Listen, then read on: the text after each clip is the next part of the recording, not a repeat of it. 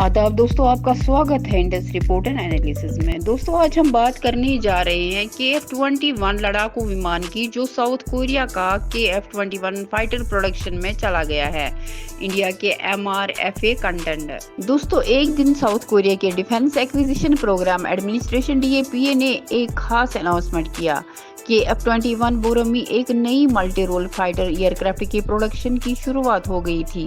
ये announcement Korea aerospace industries KAI को दिए गए बड़े कॉन्ट्रैक्ट के बाद हुई, जो कि RW 1.96 ट्रिलियन लगभग USD 1.4 बिलियन के बराबर था।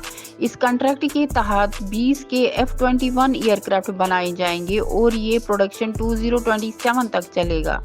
DAPA ने प्रोडक्शन और डिलीवरी का एक क्लियर टाइमलाइन सेट किया। पहले बैच ने 20 एयरक्राफ्ट लिए 2026 तक रिपब्लिक ऑफ कोरिया एयरफोर्स रोकैप को मिलने लगेंगे।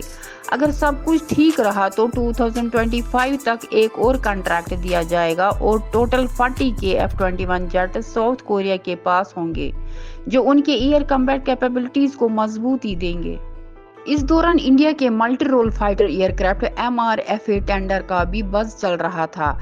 इंडियन एयर फोर्स IAF ने 114 फाइटर जेट्स की खरीदारी के लिए request for proposal RFP mid 2025 तक निकालने की सोची थी।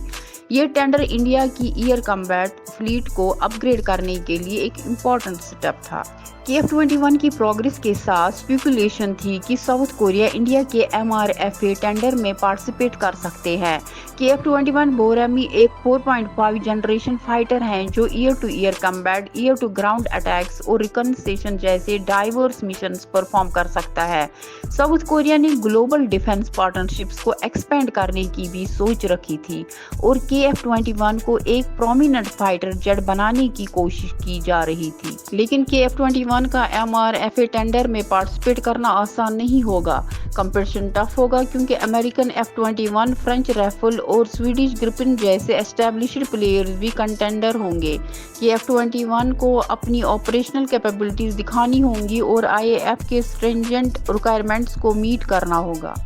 फिर भी KF-21 एक कॉस्ट इफेक्टिव और टेक्नोलॉजिकली एडवांस्ड ऑप्शन ऑफर कर सकता है अगर साउथ कोरिया टेक्नोलॉजी ट्रांसफर और लोकल प्रोडक्शन के अट्रैक्टिव टर्म्स ऑफर करे। इंडिया की एयर फोर्स भी अपनी फ्लीट डाइवर्सिफाई करने में इंटरेस्टेड है और इसलिए KF-21 को भी कंसिडरेशन मिल सकती है। ये नई कहानी साउथ कोरिया और इंडिया के डिफेंस पार्टनरशिप के बेहतरीन पॉसिबिलिटीज को ओपन करती है। अगर KF-21 MRFA टेंडर में शामिल होता है तो ये दोनों देशों के लिए एक नए डिफेंस अलायंस की शुरुआत हो सकती है।